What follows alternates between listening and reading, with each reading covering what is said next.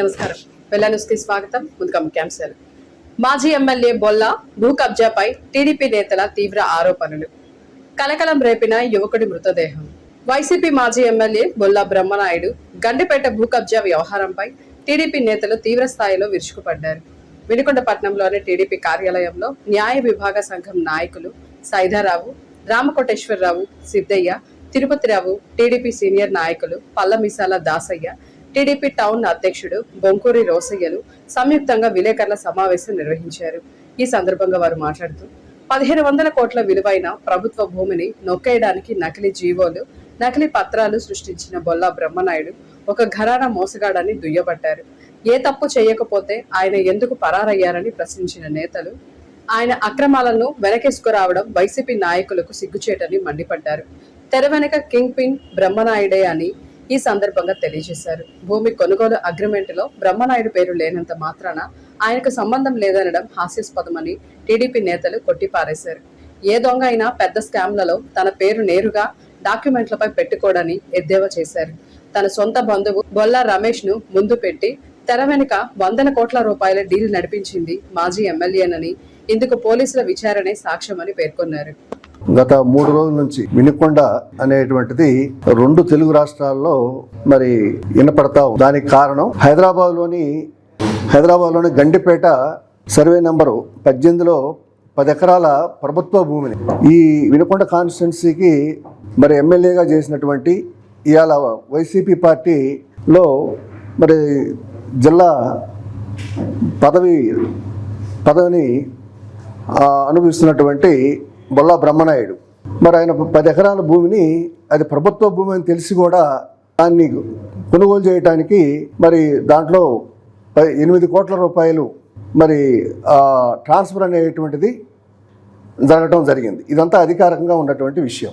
Serilingampally DCP గారు ఇవన్నీ కూడా మరి ప్రజలకు అర్థం కట్టినట్టుగా అందరూ కనిపించేట్టుగా చెప్పడం అనేటువంటి జరిగింది. అయితే నిన్న వైసీపీ పార్టీ కార్యాలయంలో అక్కడ ఉన్నటువంటి నాయకులు మాట్లాడారు. దీని వెనకాల స్థానిక ఎమ్మెల్యే జీవి ఆంజనేయ గారి యొక్క హస్తం ఉంది, లోకేష్ గారి యొక్క హస్తం ఉంది అని చెప్పి మాట్లాడటం జరిగింది. ఇది చాలా దుర్మార్గమైనటువంటి విషయం. ఎందుకంటే ఒక పక్క పోలీసు వారు ఇప్పటికే ఆ కేసులో 5గురిని అరెస్ట్ చేశారు. మరి మిగతా ముద్దాయిల కోసం బ్రహ్మనాయుడు గారితో సహా మిగతా ముద్దాయిల కోసం మరి వెతుకుతూ ఉన్నారు, వాళ్ళని అరెస్ట్ చేయడం కోసం.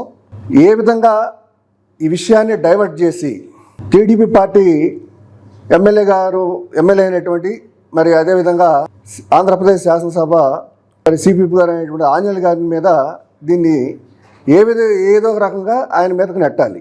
ఇది మేమందరం కూడా ఖండిస్తూ ఉన్నాం.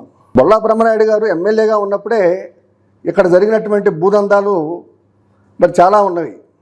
ఆ రోజున అధికారులను అడ్డం పెట్టుకొని ఈ ప్రభుత్వ భూముల్ని తను సొంతం చేసుకున్నటువంటి చరిత్ర కలిగినటువంటి మరి నాయకుడు బొల్ల బ్రహ్మనాయుడు గారు. గత 3 రోజుల నుంచి వైసీపీ నాయకులు, వైసీపీ మాజీ ఎమ్మెల్యే బొల్ల బ్రహ్మనాయుడు అతను చేసిన నేరాలని ఎక్కడ కప్పిపుచ్చుకోవాలి, ఎట్లా దాచిపెట్టుకోవాలి, ఎట్లా బయటికి రాకుండా చేయాలని ఒక పెద్ద ఎపిసోడ్ నడిపిస్తూ ఆ ఎపిసోడ్ని వాళ్లే పెద్దలకు సాగుతుంది. సిగ్గులేనమ్మా మొగుడు పెళ్ళికి వెళ్ళిందంట. తప్పు చేసింది నువ్వు, తప్పు స్పష్టంగా కనపడతా ఉంది. ఒక ప్రక్క ఆంధ్రప్రదేశ్ అయితే మీరు ప్రతిపక్షంలో ఉన్నారనో, బ్రహ్మనాయుడు గతంలో ఇక్కడ ఎమ్మెల్యే గుండి పెద్ద తోపులాగా పనిచేసి ఉండనో, లేకపోతే ప్రతిపక్షం మీద బురద చల్లాలను మీరు ఒకవేళ లేనిపోయిన నిందలేస్తే ప్రజలు కూడా కొంత ఆలోచించేవాళ్ళు. అసలు ఈ కేసుకి, మీరు చేసిన కబ్జాకి, మీరు కట్టినటువంటి డబ్బులకి ఆంధ్రప్రదేశ్కి కానీ, తెలుగుదేశం ప్రభుత్వానికి కానీ, లేకపోతే ఇక్కడ ఉన్నటువంటి ప్రజలకు కానీ, ఇక్కడ ఉన్నటువంటి రాజకీయ పార్టీలకు కానీ ఎలాంటి సంబంధం లేదు. ఇది ఎక్కడి నుంచి వచ్చింది న్యూస్? తెలంగాణలో మీరు గండికోటలో అన్యాక్రాంతంగా అసైన్ భూమి, ప్రభుత్వ భూమిని తక్కువ ధరకి, ఎందుకంటే ఇలా చేయటం అనేది బొల్ల బ్రహ్మనాయుడికి వెన్నతో పెట్టిన విద్య.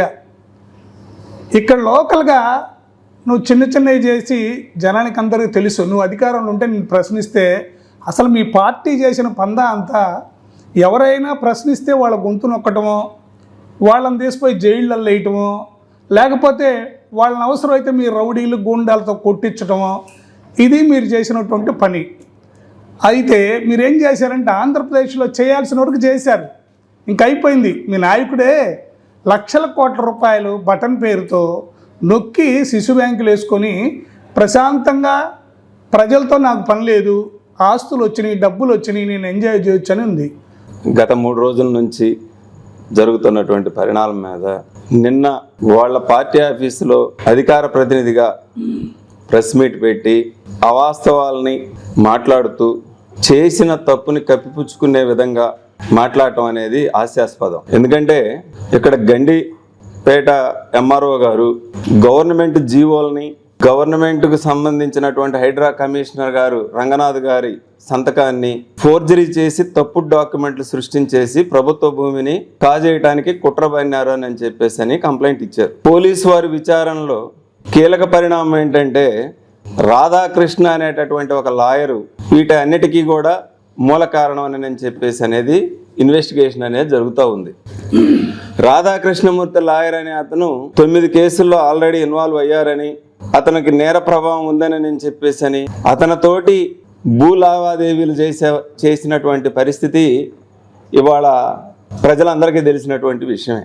దీన్ని మభ్యపెడుతూ తెలుగుదేశం పార్టీ పుట్టకముందే ఈనాడు పత్రిక అనేది ప్రజల మన్నన పొందినటువంటి పత్రిక. అలాంటి పత్రికలను కూడా మీ పత్రిక, మీ వార్తల్లో మమ్మల్ని బదనాం చేస్తున్నారు, బ్రహ్మనాయుడు గారిని బదనాం చేస్తున్నారు, మేము డిఫమేషన్ సూట్ వేస్తామని చెప్పేసి అని ప్రబుద్ధుడు మాట్లాడుతున్నాడు. ఎందుకంటే ఇవాళ చాలా సిగ్గుపడాల్సినటువంటి విషయం ఏంటంటే స్వతంత్ర సమర దీంట్లో పోరాడి టంగుటూరి ప్రకాశం పంతులు గారు వేల కోట్ల ఆస్తుల్ని పోగొట్టుకొని ప్రజాసేవ చేసినటువంటి లాయర్లు ఇవాళ ఒక దొంగ డాక్యుమెంట్లు సృష్టించేసి ఆస్తులు కాజేయడానికి ఇవాళ సమాజంలో లాయర్ల పాత్ర ప్రముఖంగా ఉంది అని అంటే దాని మీద మీరు ఏమైనా సమాధానం చెప్పాలనో చెప్పకుండా మాకు సంబంధం లేదు, మేము రికవరీ చేసుకుంటాం, మేము డిఫమేషన్ సూట్ చేస్తామని చెప్పేసి ఈ ప్రబుద్ధుడు మాట్లాడుతున్నాడు అని అంటే నిజంగా మీకు సంబంధం లేకపోతే ఆ లాయర్ మీద మీరు చీటింగ్ కేసు ఎందుకు పెట్టలేదు? మీరు నిజంగా నష్టపోయి ఉన్నట్టయితే. వాసవి క్లబ్ ఇంటర్నేషనల్ అదనపు కోశాధికారిగా విశిష్ట సేవలందిస్తూ తన ప్రతిభా పటిమతో సంస్థకు గౌరవాన్ని తీసుకువచ్చిన కజ్జాయం విజయలక్ష్మికి ప్రతిష్టాత్మకమైన స్వర్ణ మహానంది అవార్డు లభించడం హర్షణీయమైన విషయమని శ్రీ గుంటి ఆంజనేయ స్వామి దేవస్థానం చైర్మన్ చిలంకూరి కోటేశ్వరరావు తెలియజేశారు. ఈ సందర్భంగా శ్రీ గుంటి ఆంజనేయ స్వామి దేవస్థానంలో వారి ధర్మపత్ని సమేతంగా విజయలక్ష్మి దంపతులను ఘనంగా సత్కరించి అభినందనలు తెలియజేశారు.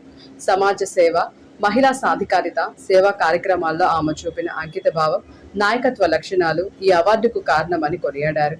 భవిష్యత్తులో కూడా మరెన్నో ఉన్నత శిఖరాలను అధిరోహించి వాసవి కుటుంబానికి, సమాజానికి మరింత సేవ చేయాలని ఆకాంక్షించారు. అదేవిధంగా వినుకొండ వాసవి క్లబ్కు వన్నె తెచ్చిన నాయకురాలు సేవామూర్తి జవాజీ సువర్ణలక్ష్మికి ప్రత్యేక అభినందనలు తెలియజేస్తున్నామన్నారు.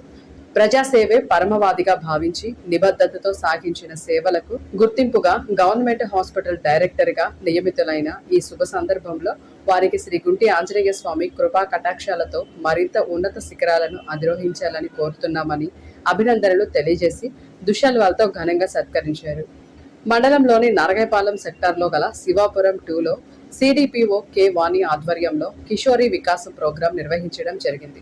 ఈ కార్యక్రమంలో ముఖ్య అతిథులుగా one stop centre counsellor Suprajabai, ICDS supervisor V Nagaraju Kumari విచ్చేసి అంగన్వాడీలో అందిస్తున్న పోషక పదార్థాల గురించి వివరించారు. కిషోరీ బాలికలకు స్మార్ట్ ఫోన్ వినియోగం, సైబర్ భద్రత, ఆన్లైన్ భద్రతపై అవగాహన కల్పించారు.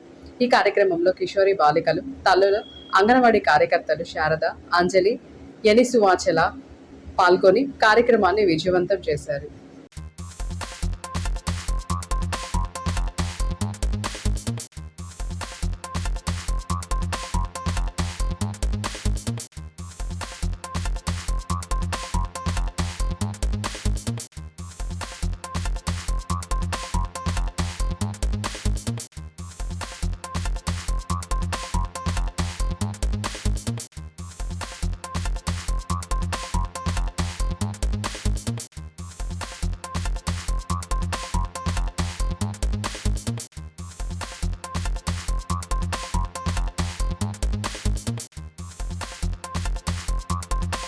వినుకొండ చెక్కవాగు వద్ద యువకుడి మృతదేహం లభ్యమవడంతో మంగళవారం ఉదయం పట్నంలో కలకలం రేపింది.